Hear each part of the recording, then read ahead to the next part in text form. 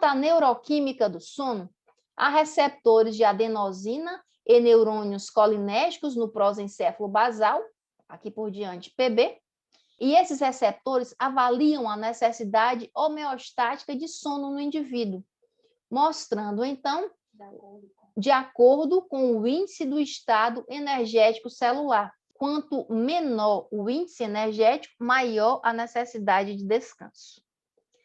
Ainda nesses receptores, há projeções de neurônios colinérgicos do prosencéfalo basal para centros executivos do sono no POVL, ou seja, no pré-óptico ventrolateral.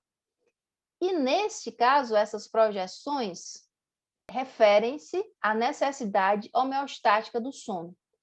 Nessa neuroquímica também estão presentes agonistas de receptores benzodiazepina, que levam a efeitos hipnóticos, efeitos de sono, que são ligantes endógenos envolvidos na fisiologia normal do sono.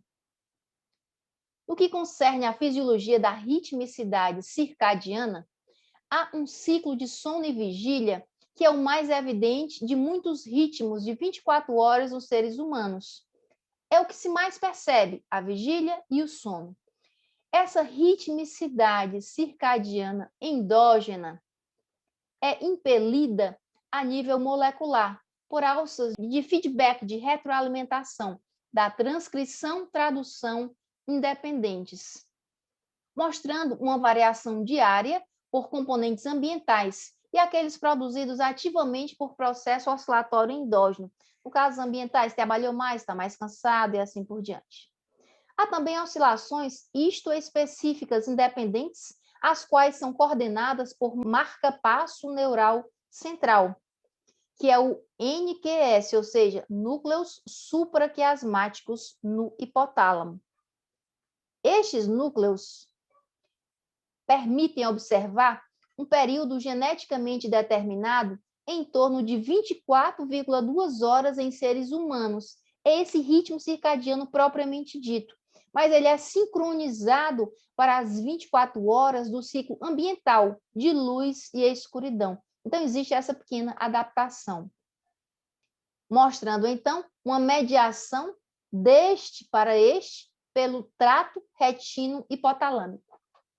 O ritmo circadiano endógeno de tendência ao sono atinge seu pico máximo próximo à hora habitual de despertar. Veja só. Isso acontece para que haja o combate do declínio homeostático da tendência ao sono durante o episódio de sono habitual. E outra coisa interessante, o ritmo circadiano endógeno de propensão à vigília atinge o máximo 1 a 3 horas antes do dormir habitual, agora que você fica mais acordado.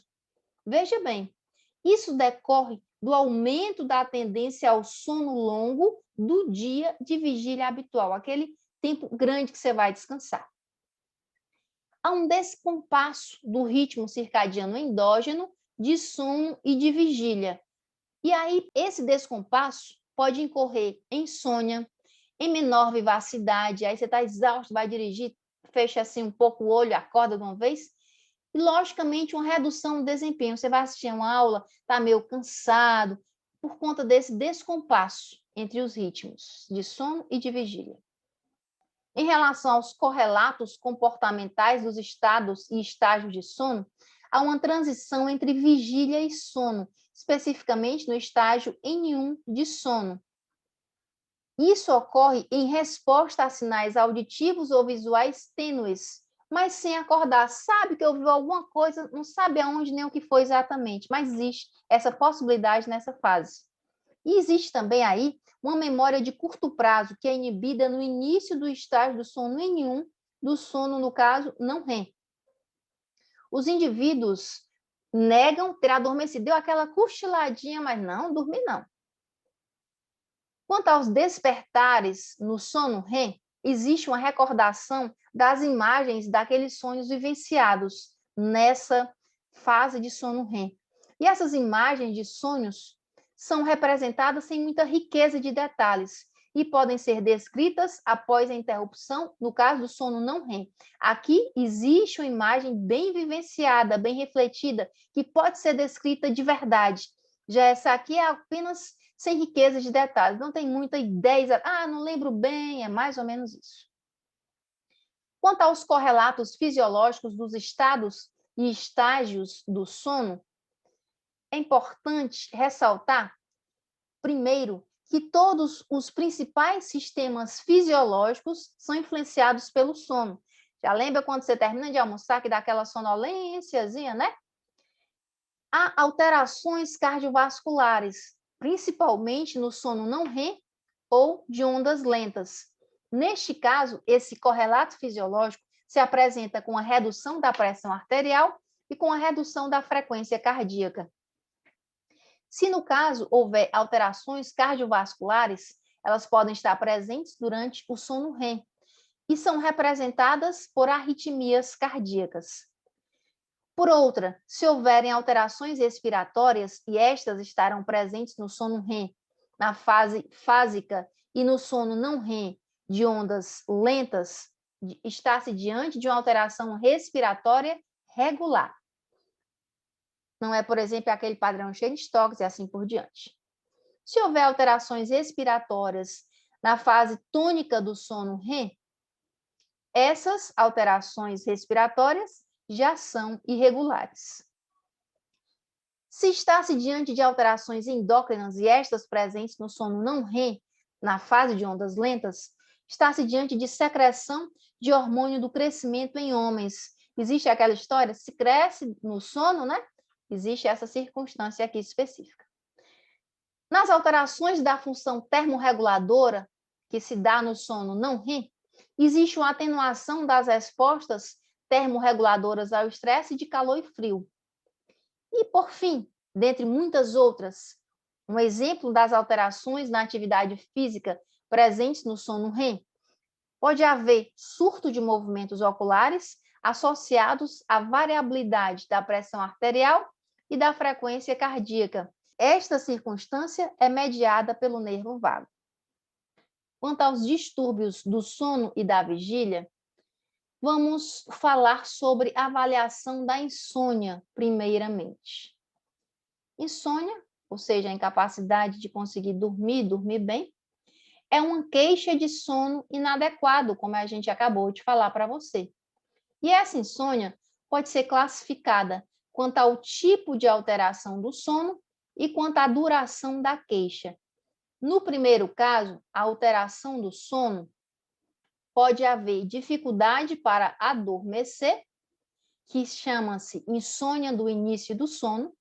Pode haver despertares frequentes ou persistentes, que se chama insônia da manutenção do sono. Pode haver 2 ou mais desses sintomas correlacionados e pode haver sonolência ou fadiga persistentes com duração suficiente do sono, que se chama sono não restaurador. Parece que você não dormiu nada, está exausto. E a classificação quanto à duração da queixa refere-se à insônia de 1 a várias noites em um episódio único. Não é acorda, dorme, né? É uma insônia chamada transitória e resulta de estresse, de modificações nos horários de dormir ou ambientais, barulho, música alta e assim por diante. Há também a insônia de alguns dias a 3 semanas, quanto à duração da queixa. Está-se diante da insônia de curta duração, que resulta de estresse mais prolongado. Você tem um problema que dura vários dias, não conseguiu resolver ainda. E a insônia de meses ou anos? Esta é chamada insônia de longa duração ou crônica. E requer uma pesquisa mais minuciosa do que está acontecendo com você. É um distúrbio intermitente, que resulta de exacerbações espontâneas, ou seja, não está com a insônia, ou então está com estresse e induz essa insônia. Então, faz uma pesquisa mais minuciosa e trata as circunstâncias específicas. É importante ressaltar que todas as insônias podem ser exacerbadas e perpetuadas por comportamentos que não favoreçam o início ou a manutenção do sono. Você acabou de sair de uma festa, assim, de uma balada, tocando uma música bem agitada, você vai se deitar, você consegue dormir? Naquela circunstância, não. Toma um banho, relaxa. Essa circunstância aqui chama-se uma higiene inadequada do sono. Você não se preparou para dormir. E essa causa, como a gente conversou agora, pode ser ruído, luz, aparelho eletrônico no seu quarto, um companheiro de cama com movimentos periódicos dos membros durante o sono, indivíduo que ronca alto, relógios que podem agravar sua ansiedade. Aí tem que acordar às 5 horas, são 4h30, não dorme mais. Medicamentos que atuam no sistema nervoso central, refeições volumosas. Meu estômago não está funcionando bem, não estou conseguindo, não estou nem respirando legal. Fez exercício vigoroso, está agitado, como é que você consegue dormir, né? Tem que preparar, tem que higienizar a circunstância e o ambiente do sono, você e o ambiente.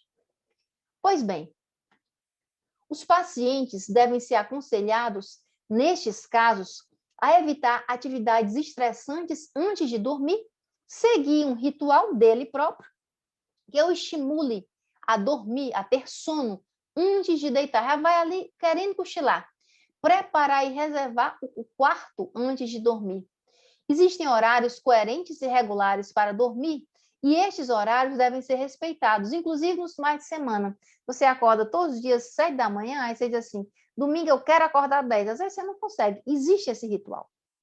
É isso aí, pessoal. Obrigada por assistirem a mais um vídeo e não se esqueçam de curtir as aulas, se inscrever no canal e indicar aos amigos.